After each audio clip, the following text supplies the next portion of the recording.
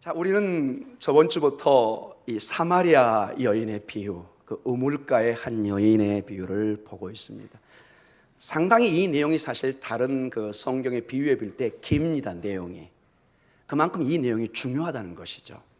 그래서 우리가 이것을 나눠서 보고 있습니다. 우리는 저번 주에 야곱의 우물가에 지치고 목마른 상태로, 예수님도 인간으로서 지치고 목마른 가운데 우물가에 앉아 있습니다.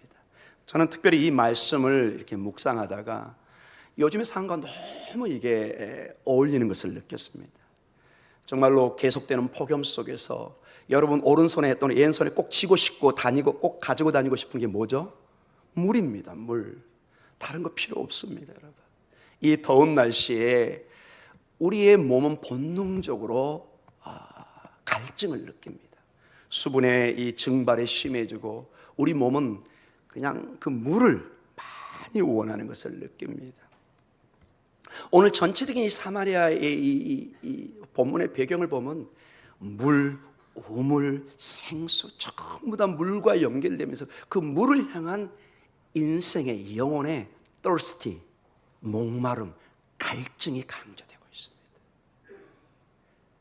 사랑하는 성도 여러분, 이 우물가, 수천 년의 사마리아인과 유대인들이 그 야곱의 우물가, 그 우물이라는 걸 중심으로 인생이 모여서 동네를 이루고 도시를 이루고 인생이 살아갑니다. 왜냐?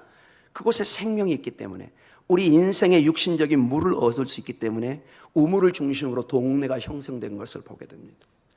아주 중요한 일입니다. 그러나 여러분, 오늘 본문에서 우리가 이제 보면서 알 수 있는 게 뭐냐?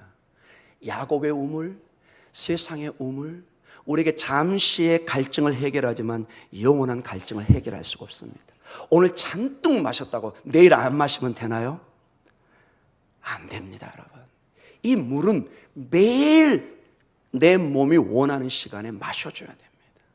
물을 절제할 수는 없습니다, 여러분. 오늘 이런 날씨에 하루 이상 물을 먹지 않으면 여러분 거의 병원에 입원할 정도로 몸의 위험순위가, 우리 몸은 여러분 아시죠? 70% 이상이 물로 되어 있다는 거. 그래서 우리는 정말로 많은 물을 요구합니다. 그러나 오늘 야곱의 우물에서도 나오지만 이 사마리아 여인은 매일 물동이를 지고 와서 물을 퍼가고 마시고, 그러나 또 그 다음날 여러분, 이것은 우리 육신의 모습처럼 보이지만 우리 영혼의, 우리의 상황을 보여줍니다. 세상의 우물에서 아무리 우리가 만족을 원하고 채우려고 하지만 항상 갈증과 가람이 있습니다. 세상의 권력이, 세상의 물질이 잠시 우리에게 시원함을, 만족을, 평안을 줄지 모르지만 이게 절대로 영원하지 않습니다. 마귀는 항상 이 세상의 우물에, 세상에 거기에 눈에 보이는 당장 거기에 어떤 안식이, 만족이, 축복이, 행복이 있다고 우리를 속입니다. 주님은 말씀하십니다.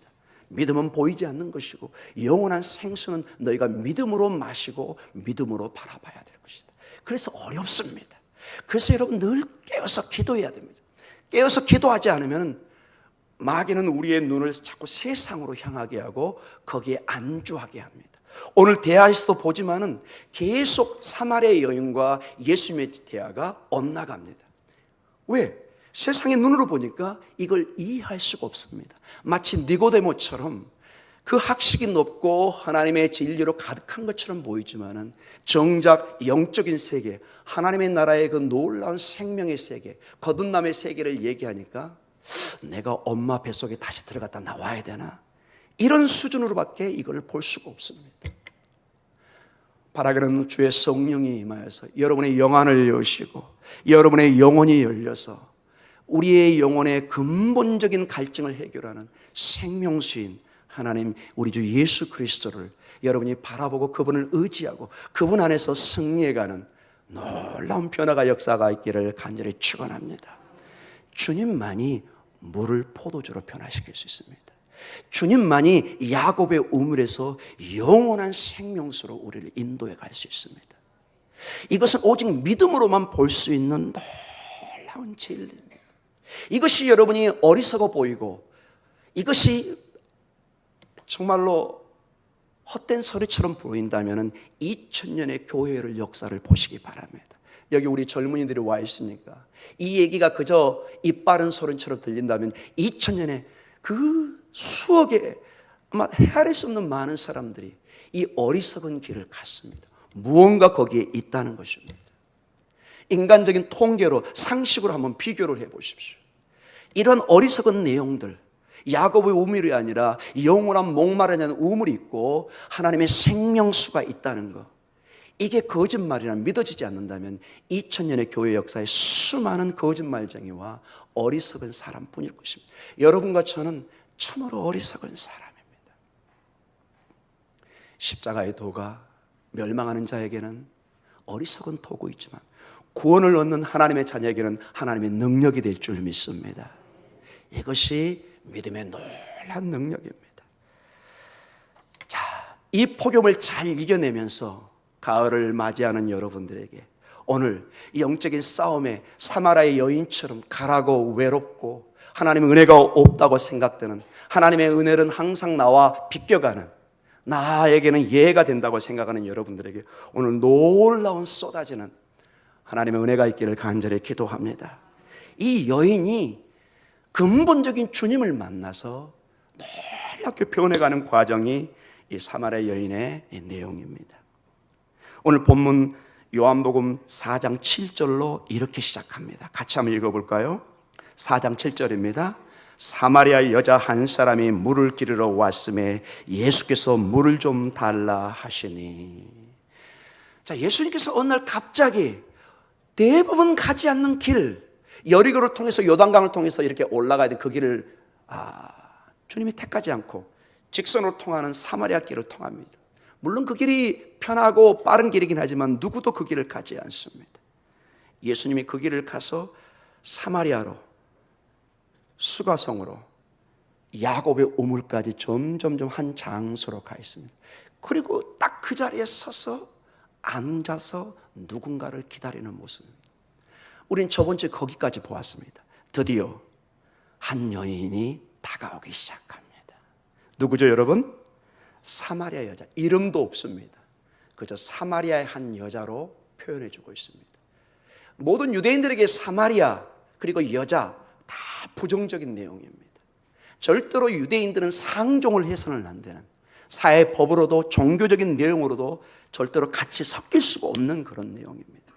큰 갈등 구조가 보이는데 주님이 그 모든 사회적 통념과 종교적 법을 어떻게 보면 어기고 이 자리에 와 있습니다.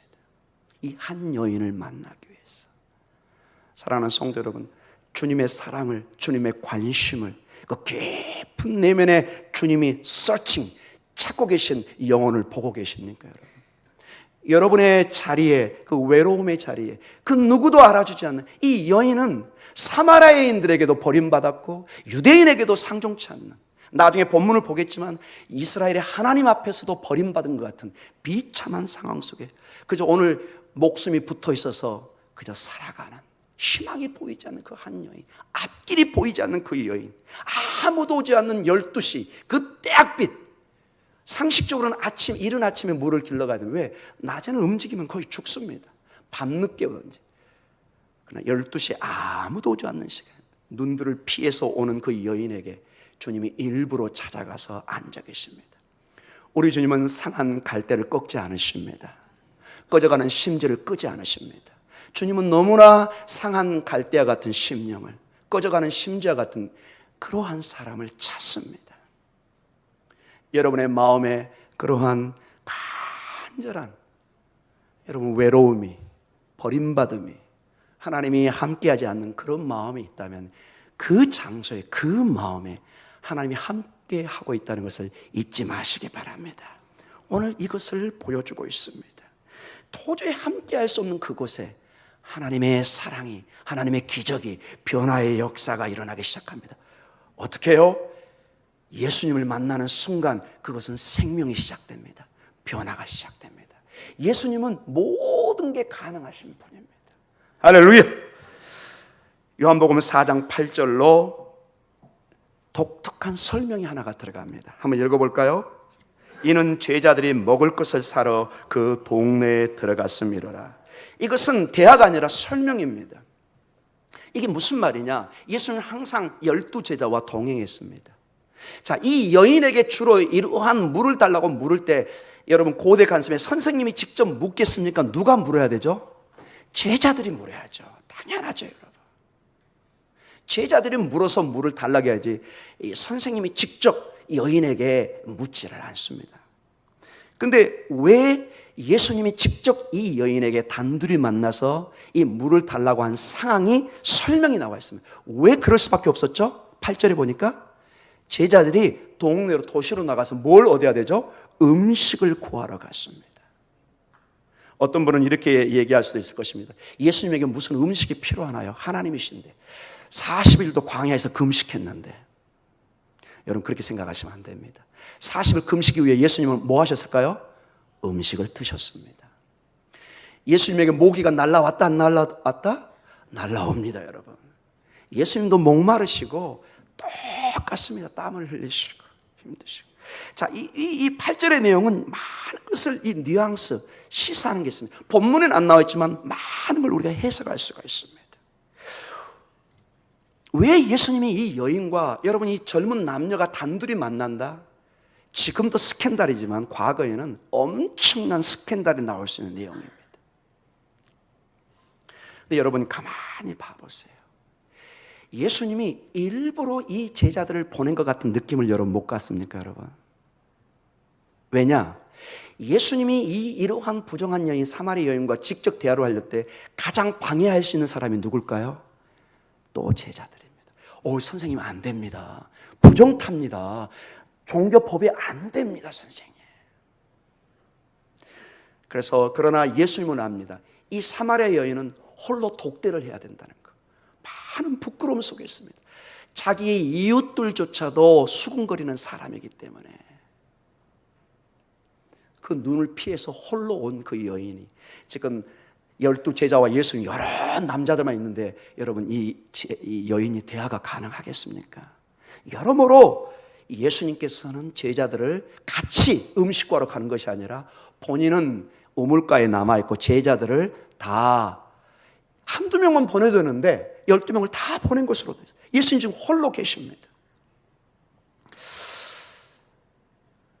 예수님이 이 사마리아 여인과 친밀한 어떤 대화를 해야 되는 문제를 해결해야 될 것이 분명히 있는 것을 나중에 우리가 알게 됩니다. 여러분 저는 이 말씀을 읽다가 마치 이런 내용을 볼 때 크게 이해가 됐습니다. 저는 이 말씀을 묵상하다 언뜻 아브라함의 사건이 생각이 났습니다.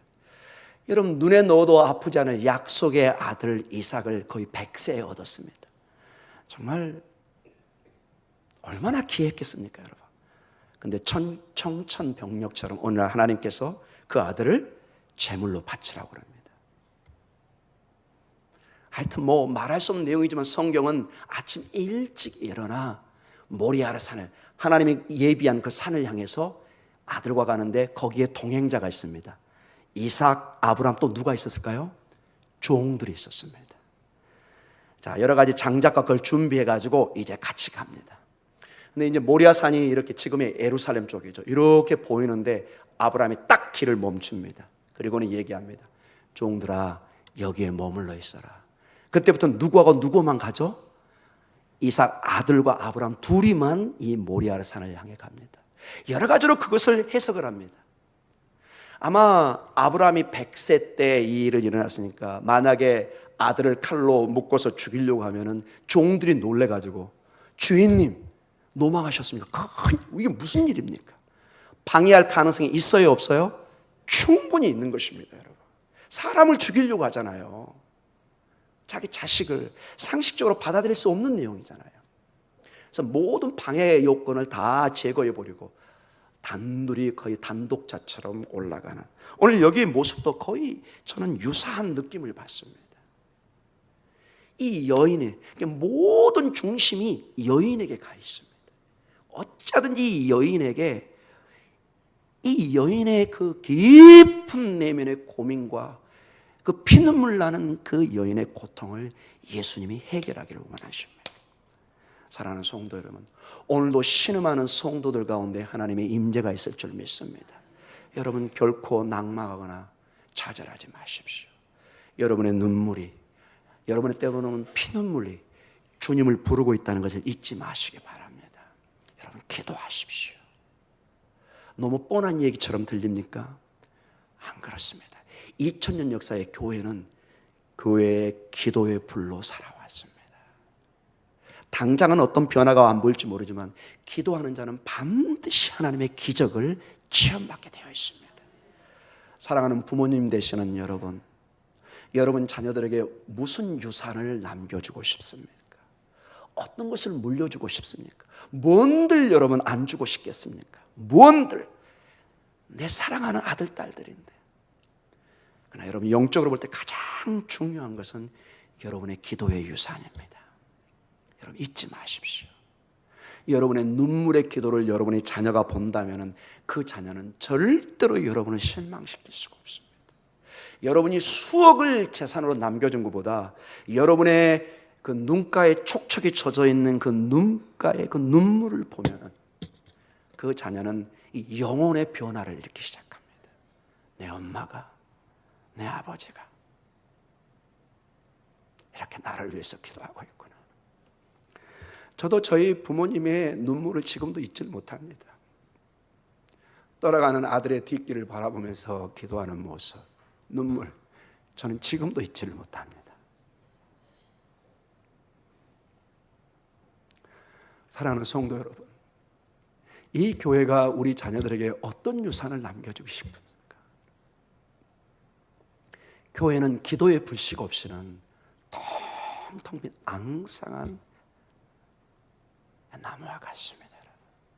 여러분의 기도를 통해서 풍성한 잎사귀가 자라나서 풍성한 열매가 맺혀질 수 있도록 여러분 모니카의 기도를 잊지 마시기 바랍니다. 수십 년을 기도해도 응답이 없었습니다. 그러나 하나님의 때에 놀라운 변화를 일으켜서 전무후무한 사도 바울 이후에 가장 위대한 교회의 선생님이, 교부가 그 모니카의 아들을 통해서 이루어졌습니다.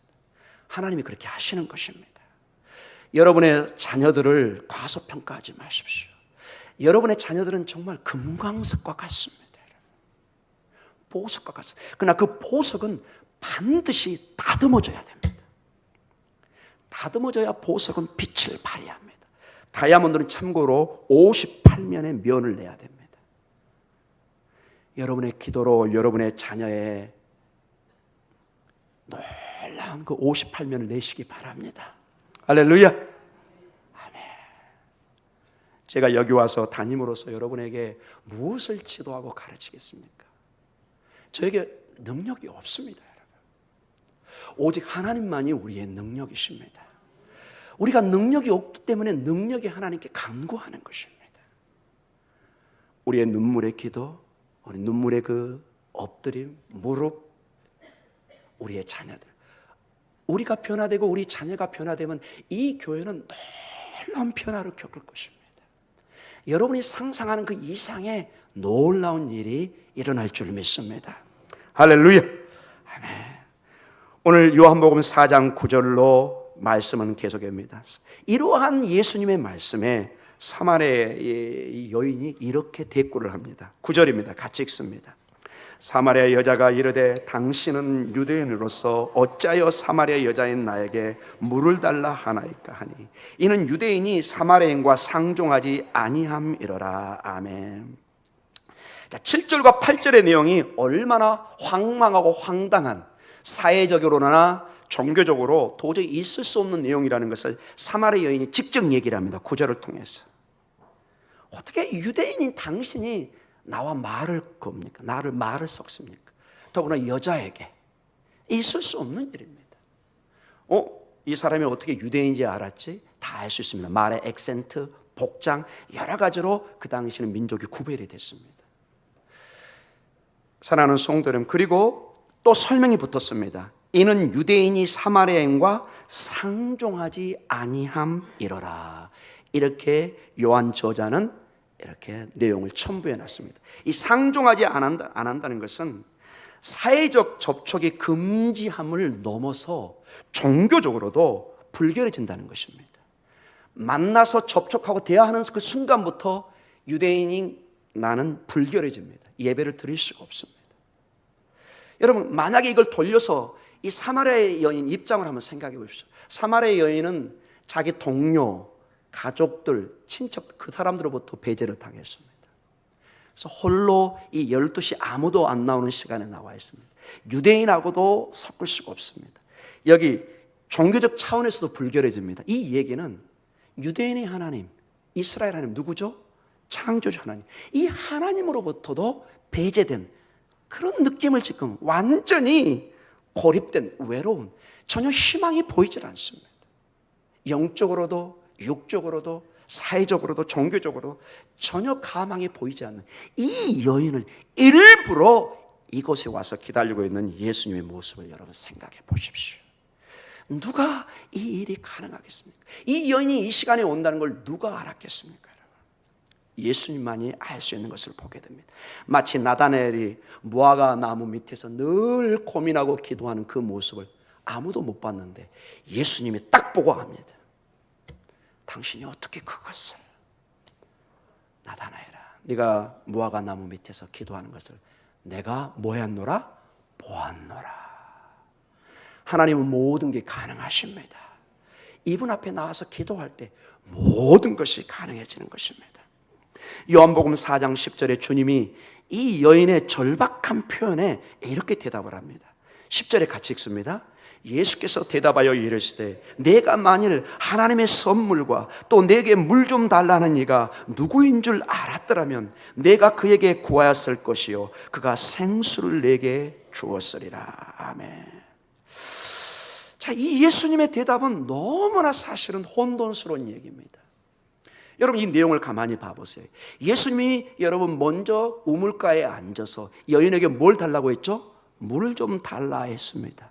대화가 진행되는데 10절에 와서는 예수님이 지금 육적으로 지금 너무 피곤하고 이 갈급한 상황에서 계속 물을 달라고 하는 것이 아니라 갑자기 여인에게 얘기하는 것이, 네가 대화하는 사람이 누군지를 알았으면 너는 그 하나님의 선물을 바랄 것이고 네가 구하는 그 생수를 내게 주리라. 생수, 리빙 워터입니다. 살아있는, 즉 이 생수라는 건 보통 유대인들에게 흘러가는 물입니다. 살아있는 깨끗한 물입니다. 자, 여러분, 이게 이해가 되세요? 지금 예수님에게 어디 생수가 어디 있어요, 여러분? 무슨 쪽박도 없고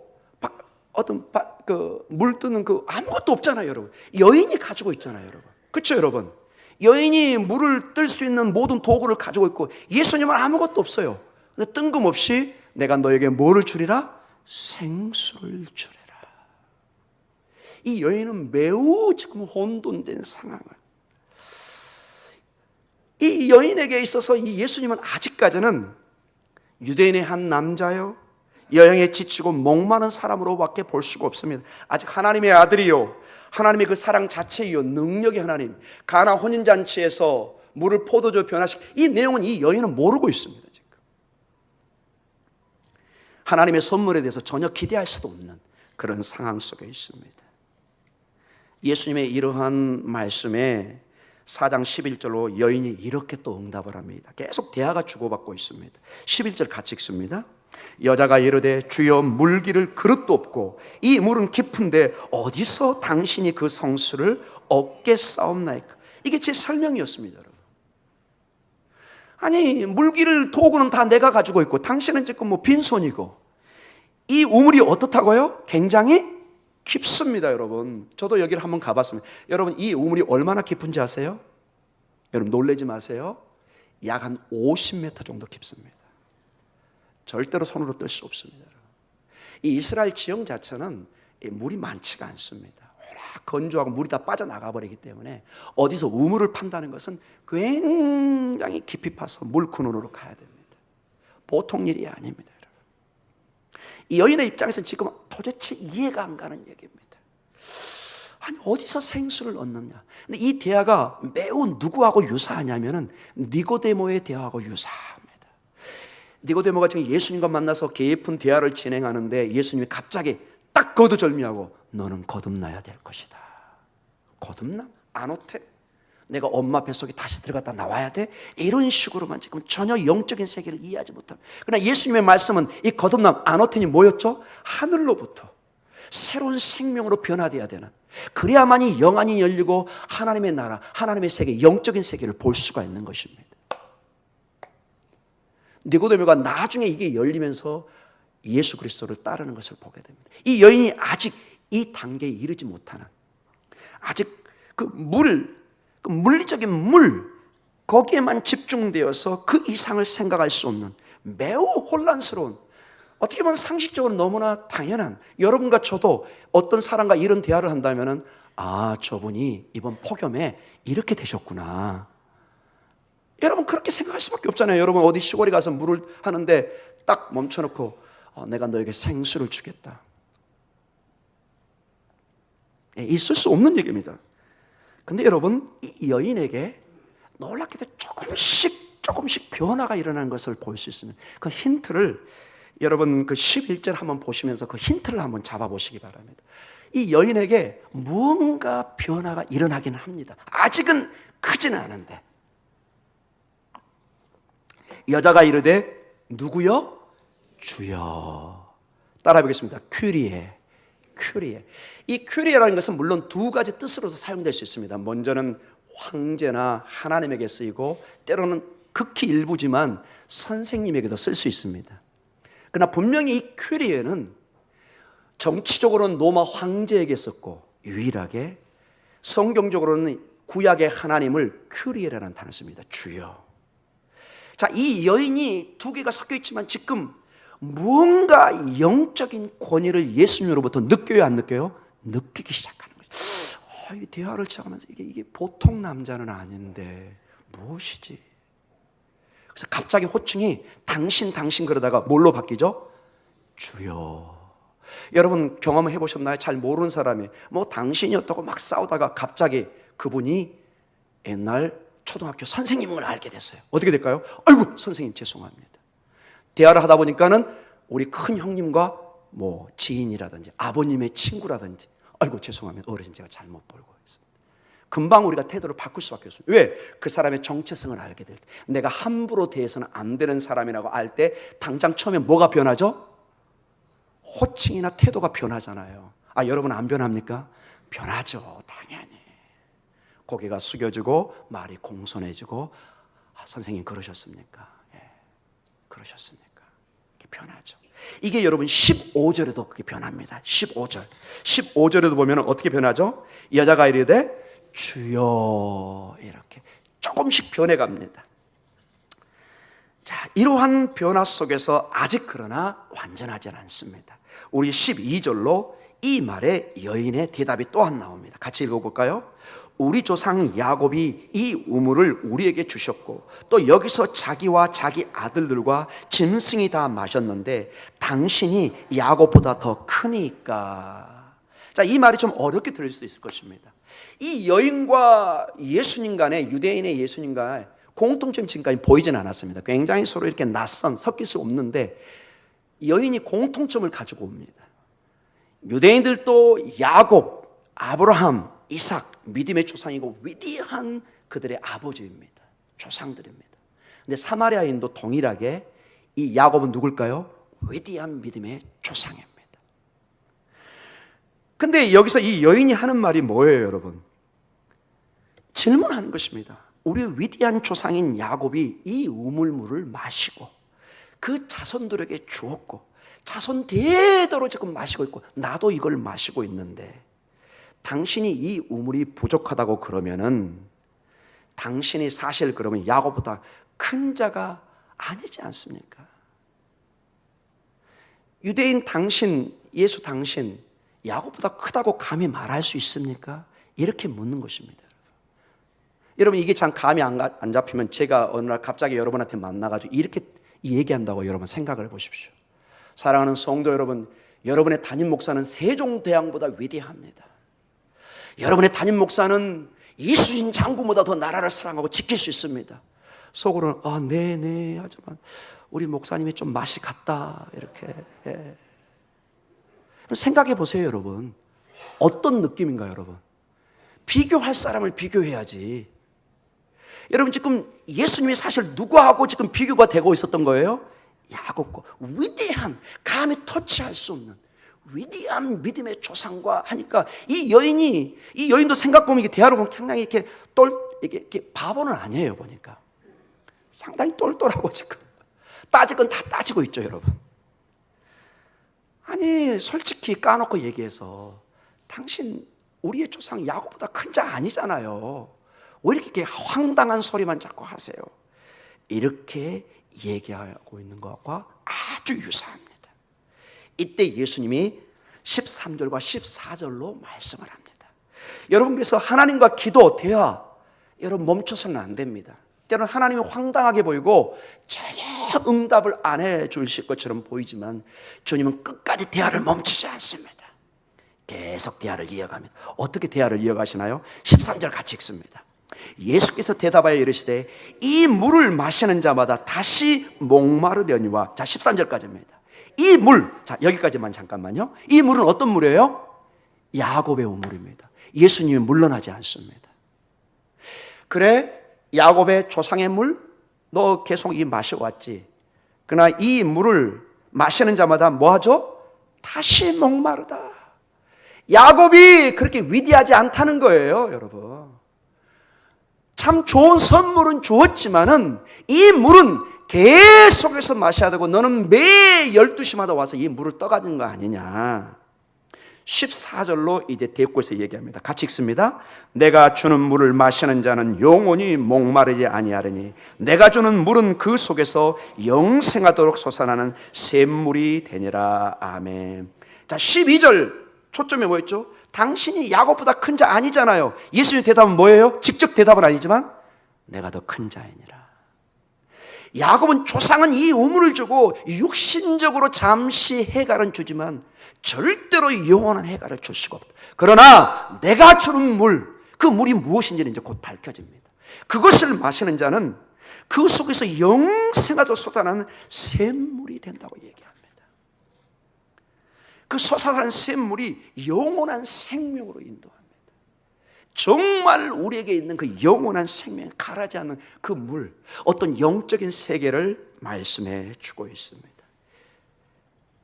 이 물이 여러분 비록 야곱의 우물은 야곱에게서 만약에 기원했다고 그러면 이 물만큼은 어떠한 인간이 아니라 오직 하나님 예수 그리스도께로만 기원된 것을 말씀해 주고 있습니다. 그러나 이게 너무 깊은 영적인 차원이기 때문에 아직 이 여인이 이해를 못하고 있습니다. 그리고 오늘 마지막 절로 15절로 여자가 이렇게 대답합니다. 같이 읽습니다. 여자가 이르되 주여 그런 물을 내게 주사 목마르지도 않고 또 여기 물 길러 오지도 않게 하옵소서. 굉장히 당차죠. 아, 그 물이 있어요? 아, 그런 물 있군요. 주세요. 먹게요. 여러분, 이 헬라어의 어투가 어떤 식으로 쓰인 줄 아세요? 약간 비아냥거리는 내용입니다. 헤이 아저씨, 꿈꾸는 자요, 그런 분 있어요? 좀 나한테 한번 줘보세요. 어디 있으면 줘보세요. 물론 다른 해석지만 상당히 많은 학자들이 이런 식의 뉘앙스를 잡아내고 있습니다. 꿈꾸는 자요, 당신이 주고자 하는 이 물, 그거 참 나에게도 참 좋은 소리 같네요. 한번 줘보세요. 이런 식으로. 왜냐? 현실적으로 양동에 물을 뜰 수 있는 그 모든 그릇과 바스켓, 그 모든 것, 도구는 다 누가 가지고 있어요? 여인이 가지고 있잖아요. 예수님은 아무것도 없어요. 그냥 말만 하고 있어요. 그러니 여러분, 예수님에게 이 내용은 말장난처럼, 이 여인에게 말장난처럼 보일 수도 있는 것입니다. 그래서 이 주님께서 말하는 것이 이 여인에게 너무 순진하고 현실적이지 않는, 그저 현실을 떠난 이런 얘기로도 언뜻 들릴 수도 있었다는 것입니다. 자, 그 여인은 이 예수님 너머에, 육신의 예수님 너머에 말씀이신 능력의 하나님을 아직 보고 있지 못하고 있는 것이죠. 뭔가 영적인 권위는 느끼지만 그 단계까지 가지 못하는, 즉 하나님께서 가나에서 혼인잔치에서 물을 포도주로 표현하는 놀라운 능력의 하나님, 니고데모를 영적으로 변화시키는, 거듭나게 하는 능력의 하나님인 것을 아직 보지를 못하고 있습니다. 사랑하는 성도 여러분, 이제 우리가 다음 주에 이제 이 내용을 좀 더 깊게 다루고 있습니다. 다음 주 첫 시작이 이겁니다. 갑자기 예수님이 혼돈하고 있는 여인에게 이렇게 얘기합니다. 네 남편을 데려와라. 이 여인이 가장 감추고 창피하게 생각한 게 뭐였죠? 그 사람의 결혼 문제였습니다. 이미 5의 남자가 지나가는데 아직 행복을 못 찾고 있어요. 남자를 통해서 수많은 행복을 찾았지만 전혀 찾지 못하는, 어떻게 예수님이 이걸 알고 있었을까요, 여러분? 그때부터 이 여인이 깜짝 놀랍니다. 와우, 이 깊은 내 내면의 비밀을 어떻게 알고 있었을까? 그 내용을 다 얘기하면 다음 주에 제가 할 설교 내용이 없기 때문에 여기서 중단하겠습니다. 자, 여기서 우리가 결론적으로 몇 가지를 좀 살펴보겠습니다. 사랑하는 성도 여러분, 이 전체 분위기가 뭐라고요? 물, 우물, 갈증, thirsty, 갈증, 채워지지 않는, 어떠한 조상의 우물도 한계가 있는 것입니다. 어떠한 인간의 약속도 채워지지 못하는, 늘 우리가 갈증을 또다시 그 자리에 가야 되는, 그러나 만족이 없는 그러한 모습입니다. 그래서 인간은 자기의 우물을 또 파고 또 파서 새로운 우물을 통해서 만족을 얻기를 원합니다. 하나님을 떠나서 몸부림치는 인생을 살지만 성경은 얘기합니다. 너희가 나를 떠나서는 절대로 안식을, 생명의 물을, 가람을 해결할 수가 없을 것이다. 이걸 여러분 예레미야가 너무나 놀랍게 표현한 게 있습니다. 여러분 보시면 이걸 깜짝 놀라실 것입니다. 예레미야 2장 13절에 이스라엘의 영적인 상태가 바로 우리의 상태고 아주 놀라운 지적을 하고 있습니다. 예레미야 2장 13절입니다. 같이 읽습니다. 내 백성이 2가지 악을 행하였나니 곧 그들의 생수의 근원되는 나를 버린 것과 스스로 웅덩이를 판 것인데 그것은 그 물을 가두지 못할 터진 웅덩이들이니라. 아멘. 지금 이 상태가 이스라엘 백성들이 곧 포로로 잡혀가, 온 나라가 그냥 바벨론의 침공에서 그냥 정말 죽음의 연기만 막 자욱한 절망 속에 있습니다. 그 원인이 어디에 있었느냐? 2가지 악 때문에 그렇습니다. 영원한 생명 대신, 그 우물 대신 하나님을 버리고, 그들은 생명의 근원 대신 그 우물을 버리고 스스로 자꾸 우물을 파서 물을 거기다 담으려고 합니다. 근데 나중에 보니까 이 웅덩이가 어떤 상태예요? 터져 있어요. 아무리 집어넣지만은 나중에 보면 솔솔솔솔 다 빠져 있어요. 밑 빠진 독에 물 붓기라는 것입니다. 여러분, 영적인 세계가 이런 세계입니다. 하나님 없이 아무리 우리가 어떤 걸 채우려고 할 때 결과는 채워지지가 않습니다. 늘 가라고, 외롭고 쓸쓸하고 만족이 없는 것을 보게 됩니다. 자, 이러한 이스라엘 백성들에게 방법을 제시합니다. 어떻게 제시하느냐? 여러분, 이사야 12장 2절과 3절에 이렇게 우리를 초청합니다. 같이 한번 읽어볼까요? 보라, 하나님은 나의 구원이시라. 내가 신뢰하고 두려움이 없으리니 주 여호와는 나의 힘이시며 나의 노래시며 나의 구원이심이라. 그러므로 너희가 기쁨으로 구원의 우물들에서 물을 그리리로다. 아멘. 여호와 하나님께만이 와야만이 기쁨의 우물을, 물을, 생명의 물을 얻을 수 있는 것입니다. 좀 더 유명한 말씀, 이사야에 여러분이 잊지 못할 유명한 말씀이 있습니다. 이사야 55장 1절과 3절, 오늘 주님이 주시는 큰 축복의 말씀입니다. 여러분 한번 같이 읽어볼까요? 크게. 이사야 55장 1절과 3절입니다. 목사님, 같이 읽습니다. 오라, 너희 모든 목마른 자들아, 물로 나오라. 돈 없는 자도 오라. 너희는 와서 사 먹되 돈 없이 값 없이 와서 포도주와 젖을 사라. 너희가 어찌하여 양식이 아닌 것을 위하여 은을 따라주며 배부르게 하지 못할 것을 위하여 수고하느냐? 내게 듣고 들을지어다. 그리하면 너희가 좋은 것을 먹을 것이며 너희 자신들이 기름진 것으로 즐거움을 얻으리라. 너희는 귀를 기울이고 내게로 나와 들으라. 그리하면 너희의 영혼이 살리라. 내가 너희를 위하여 영원한 언약을 맺으리니 곧 다윗에게 허락한 확실한 은혜이니라. 아멘. 너희 모든 목마른 자들아 물러 나오라. 나에게 나오라. 돈 없는 자도 오라. 너희는 와서 사 먹되 돈 없이 값없이 와서 포도주와 젖을 사라. 예수 그리스도 앞에 나오는 것은 너무 값지기 때문에 돈을 치를 수가 없습니다. 그래서 우리가 값없이 주님 앞에 나아가는 것입니다. 사랑하는 성도 여러분, 우리는 목마릅니다. 우리는 본능적으로 이 물이 채워지지 않으면 우리 생명을 유지할 수가 없습니다. 우리 영혼의 세계도 마찬가지입니다. 우리의 몸이 흙으로만 된 것 같지만 하나님의 영, 형상이 들어와 있습니다. 이 하나님의 형상에는 하나님의 생명수가 부어지지 않으면 살 수가 없습니다. 하나님의 말씀이 주어지지 않으면 다시 우리는 흙으로, 아파하러 먼지로 돌아가 버립니다. 오늘도 예수 그리스도 앞에 와서 이 생명수를 먹는 놀라운 역사가 있기를 간절히 축원합니다. 자, 성경의 마지막 부분, 이제 계시록 7장 15절과 17절에 모든 백성이 주님 앞에 섰을 때 주님이 약속한 말씀이 다시 주어집니다. 계시록 7장 15절과 17절 같이 읽습니다. 그러므로 그들이 하나님의 보좌 앞에 있고 또 그의 성전에서 밤낮 하나님을 섬기매 보좌에 앉으신 이가 그들을 위에 장막을 치시리니 그들이 다시는 줄이지도 아니하며 목마르지도 아니하고 해나 아무 뜨거운 기운에 상하지도 아니하리니 이는 보좌 가운데 계신 어린 양이 그들의 목자가 되사 생명수 샘으로 인도하시고 하나님께서 그들의 눈에서 모든 눈물을 씻어 주실 것입니다. 아멘. 이 모든 것이 어린 양, 누구시죠? 예수 그리스도가 우리를 푸른 초정과 쉴만한 물가 생명수로 인도하시고 계십니다. 아멘.